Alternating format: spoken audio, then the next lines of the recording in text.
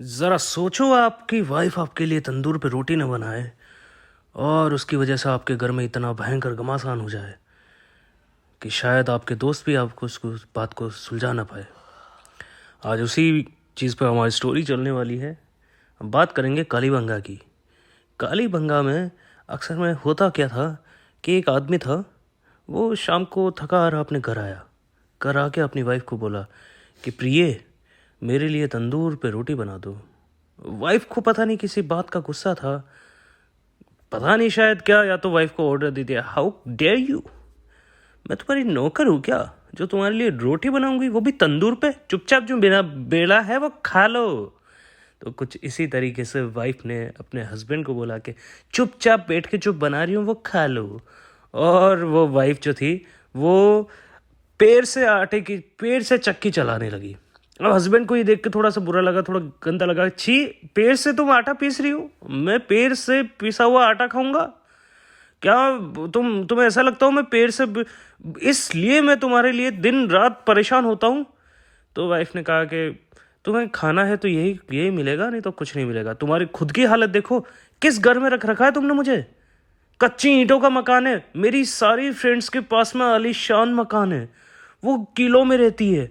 तुमने मुझे किस घर में रख रखा है? मतलब कच्ची ईंटें। तुम्हारी यार तुम्हारी गरीबी देखो, तुम्हारे घर के बाहर इस कॉलोनी की गरीबी देखो, लकड़ी की नालियाँ है यहाँ। मैं तो ठीक है, मैं राजमहलों में रहने वाली तुम्हारे साथ कैसे सरवाइव कर रही हूँ वो बहुत बड़ी बात है। बेचारा हस्बैंड परेशान हो जाता है।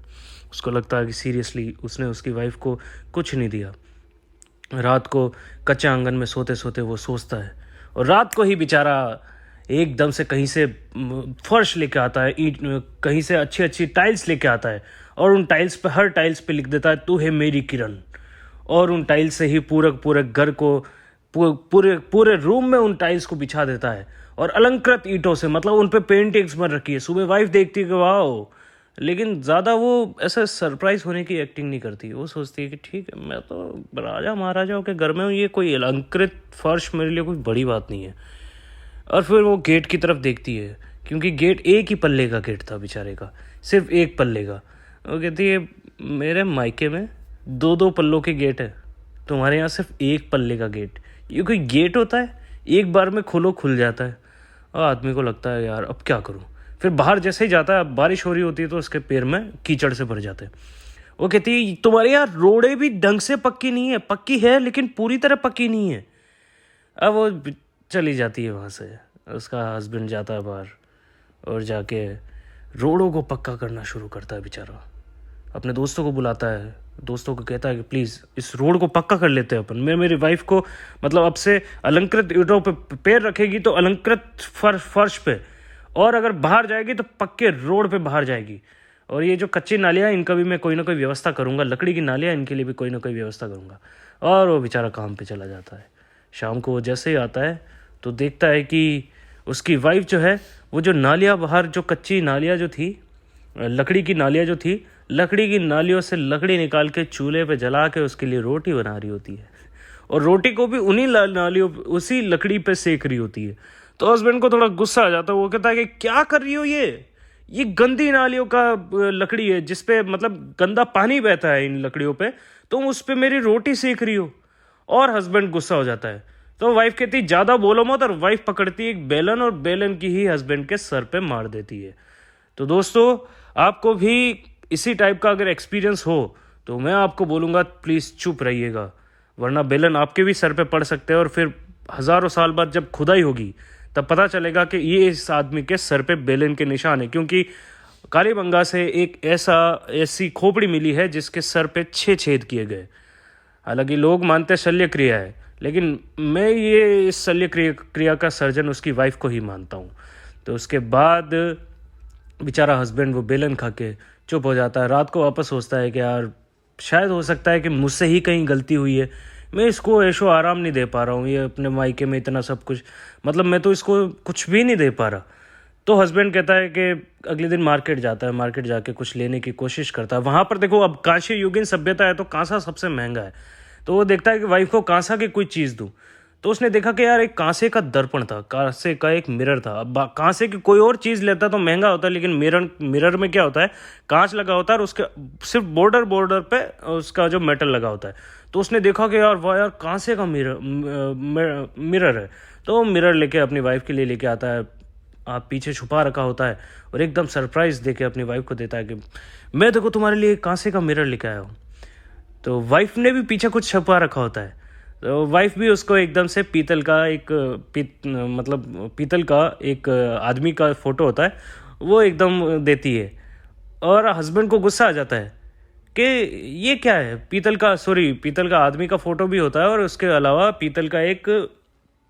पीतल का बेल भी होता है। और पीतल का बेल अपने हस्बैंड को देके बोलती है कि तुम हो बेल बुद्धि। मिट्टी का बेल देके बोलती है तुम हो बेल बुद्धि। मिट्टी का बेल देके अपने हस्बैंड को बोलती है कि तुम हो बेल बुद्धि। और आदमी को इतना ज्यादा गुस्सा आता है कि वो शेर की तरह रोर करता है। हाँ, आपने देखा होगा मूवी में, शेर की तरह रोर करता है, तो व्याघ्र की तरह रोर करता है एकदम से। और वो कहता है कि ये ऐसे नहीं चलेगा, मतलब हमेशा मैं तुम्हारे लिए कुछ ना कुछ करता रहता हूँ, मैं तुम्हारे लिए इतना सब कुछ करता हूँ, तुम्हारे लिए उस चीज़ की कोई वैल्यू नहीं है, मैं परेशान हो गया हूँ अपनी लाइफ से। और तभी उसका ध्यान जाता है कि एक मटके पे उसकी वाइफ कुछ ना कुछ लिखने लग रही है। वो देखता है कि तुम कर क्या रही हो आखिर। तो वो देखता है कि उसकी वाइफ मटके पे उसके लिए एक सुसाइड नोट लिख रही है। वो कहती है कि बस करो बोस्तरो, मतलब बस करो। तो बस करो नहीं बोल पा रहा, तो उसको बोस्तरो बोल रहा था बेचारा कि बस करो। तभी उसकी वाइफ एकदम से वहां से निकलती कि मैं जा रही हूँ यहाँ से, और आज के बाद तुम्हारा मेरा कोई लेना देना नहीं है। वो जाते जाते उसके जो घर होता है, क्योंकि वो बेचारा श्रमिक था मतलब, तो उसके घर के आसपास जो निचला नगर था उसके आसपास बाउंड्री लगा देती है, और वो चली जाती है उसके महलों में ऊपर दुर्ग वाले एरिया में, और दुर्ग के आसपास भी बाउंड्री लगा देती है। अब आदमी सुबह वापस उठता है, उठ के छत पे जाके बोलता है कि तुमने तो पूरी तुम्हारी तरफ भी बाउंड्री कर दी, मेरी तरफ भी बाउंड्री कर ली, मतलब दुर्ग एरिया में भी बाउंड्री और नगर एरिया में भी बाउंड्री कर दी, अब मैं तुम्हारे उधर आऊंगा कैसे। तो वाइफ ने कहा कोई जरूरत नहीं आने की, आज से तुम्हारा घर वो और ये मेरा घर, ये तेरा घर, ये मेरा घर। तो आदमी सोचता है कि यार अब क्या करे यार, क्योंकि देखो खेती भी उसकी वाइफ ही करती थी, वो तो बाहर काम करने जाता था, तो खेत वगैरह उसकी वाइफ ही संभालती थी। अब वो खेत की तरफ गया तो वाइफ ने खेत के भी 2 पार्ट कर दिए और बोली कि ये तेरा खेत, ये मेरा खेत, मतलब खेत को भी 2 अलग अलग, और दोनों ही खेतों में अलग अलग फसल उगा दी उसने। उसके उधर उसने कोई दूसरी फसल उगाई और अपने इधर कोई दूसरी। लेकिन सबसे इंटरेस्टिंग बात देखिएगा दोस्तों कि उसकी वाइफ ने हस्बैंड की फसल में डाल दिए कीड़े, और इतना साइंटिफिक तरीके से खेती की कि हस्बैंड की फसलों के कीड़े उसकी फसल में ना आ पाए। अब आदमी इतना ज्यादा गुस्सा हो गया, उसका गुस्से का कोई ठिकाना नहीं रहा। उसने हाथों हाथ अपने एक दोस्त को बोला, फोन किया कि यार भाई एक काम कर यार, मतलब आजा, मैं तो सही में उस औरत से बहुत ज्यादा परेशान हो गया हूं, उसने मेरी लाइफ नर्क बना दी है। पहले तो ठीक है कि इसने इसके लिए सब कुछ किया मुझे, मतलब कभी पैर से चक्की चला रही है, कभी क्या कर रही, तंदूर पे खाना नहीं देती है, मैं इसके लिए जो कुछ किया, मैंने रोड पक्के किए, मैं सब कुछ कर चुका हूँ इसके लिए। और उसका दोस्त उधर से बोलता, अरे यार तू तो बहुत परेशान है, क्या और क्या हुआ? कि यार अब तो वो ऐसा कर रही है कि एक तो मटकी पे पूरे टाइम सुसाइड नोट लिखती रहती है, और साथ के साथ अब उसने तो ऐसा कर दिया कि वो खेत अलग कर दिया उसने, और एक ही खेत में 2-2 फसलें उगा रही है, और मेरी फसल में उसने कीड़े डाल दिए ताकि मेरी फसल खत्म हो जाए लेकिन उसकी नहीं हो, और पूरे टाइम खेत को हल से जोतती रहती है। मतलब मैं तो परेशान हो गया हूँ इस औरत से। और उसके दोस्त ने सजेशन दिया कि ठीक है एक काम कर, मैं आ रहा हूँ, लेकिन जो मैं कहूँगा वो करना पड़ेगा। तो उसने बोला कि ठीक है आ जा, जो है अब आज तो निपटा ही देते सारा का सारा मामला। दोस्त को बुलाया, उसकी वाइफ बैठी थी बीच में, और उसके दोस्त 2 भाला लेके आए, एक भाला खुद के पास रखा, दूसरा भाला अपने पास, और बोला दोनों ने मिलके उसी और उसकी वाइफ को भाले से ही मार दिया। अब जैसे ही भाले से मारा उस आदमी को लगा कि यार अब क्या करें, अब ये तो मेरी बीवी को तो मेरे दोस्त और मैंने भाले से मार दिया। लेकिन उसको लगा कि यार मेरे दोस्त ने तो मेरी हेल्प ही की है एक तरीके से। हालांकि देखो ऐसे दोस्त कभी रखना मत जो आपको ऐसे सजेशन दे, क्योंकि देखना दोस्त तो किस तरीके से यहाँ कल्टी मारेगा वो देखना आप। जो दोस्त ने कहा कि यार मुझे एक इंपॉर्टेंट काम याद आ गया यार, मैं 2 मिनट मेरे ऊँट पे बैठ के जा रहा हूँ, मैं निकल रहा हूँ, मैं वापस आता हूँ। और उसका दोस्त ऊँट पे बैठ के भाग गया वहां से। और जो हमारे महाशय जी थे उनको लगा कि उन्होंने उनकी बीवी की जान ले ली है, और इतना उनकी बीवी की इतनी कोई खास गलती नहीं थी जितने उन्होंने उसको सज़ा दे दी है। तो उसने कहा कि बीवी के लिए बोला कि नहीं, मैं इस तरीके से ये जन्म हमारा ज़ाया गया, लेकिन अगला जन्म ज़ाया नहीं जाने दूंगा। तो उसने 7 अग्नि वेदिकाएं बनाई, 7 अलग अलग यज्ञ वाली वेदिकाएं, जो शादी के टाइम जो हम हवन करते हैं वो अलग अलग टाइप के हवन बनाए। और उसने हर हवन पे, हर अग्नि वेदिका पे एक बार वापस फेरा लिया ताकि 7 जन्मों तक उनका रिश्ता बना रहे। तभी नियति को कुछ और ही पसंद था मेरे दोस्तों। उसने सोचा कि उसकी वाइफ के साथ में वो भी वापस ज़मीन के नीचे दफन हो जाएगा, ताकि दोनों के दोनों हस्बैंड वाइफ वापस वहीं पे जन्म ले और वापस वो 7 जन्म अच्छे से भोगे।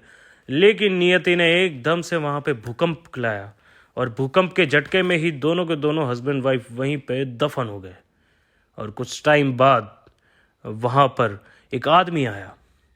अब वो आदमी वहाँ पर आया, उसको भी वहाँ पर कुछ टाइम बाद नहीं, लगभग हज़ारों साल बाद, 4000 साल बाद, जब ये राजस्थान बन चुका था ये जगह, और वो आदमी वापस आया, उसको वहाँ पर काली चूड़ियाँ दिखी, काली बंगा, और उसने काली चूड़ियाँ देख के उसको वापस याद आया कि यार ऐसा कभी कुछ पिछले जन्म में कुछ ऐसा हुआ, लेकिन उसने अमल खाई और उसको कुछ याद नहीं रहा। तभी उसकी बीवी आई। उसकी बीवी ने आके उसको बोला कि मुझे यहाँ बैठ के कुछ याद आ रहा है, कुछ ऐसा हमने कुछ पिछले जन्म में कुछ यहाँ पर हमारे साथ कुछ हुआ था। तभी उसने बीवी को एक थप्पड़ मारा और उसकी बीवी को सब कुछ याद आ गया। और यहाँ पर हमारी कहानी की स्टोरी ख़त्म होती है कालीबंगा की।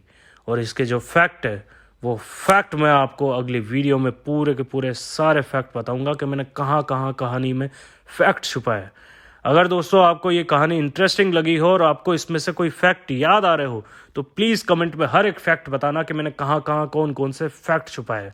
और प्लीज़ अगर आपको वीडियो अच्छा लगा हो तो अपने दोस्तों के साथ, अपने साथ वालों के साथ शेयर करें, ताकि मुझे और ज़्यादा एनर्जी मिले, मैं इसी टाइप से वीडियो बनाता रहूं और आपको हिस्ट्री सिखाता रहूं। थैंक यू मेरे दोस्तों।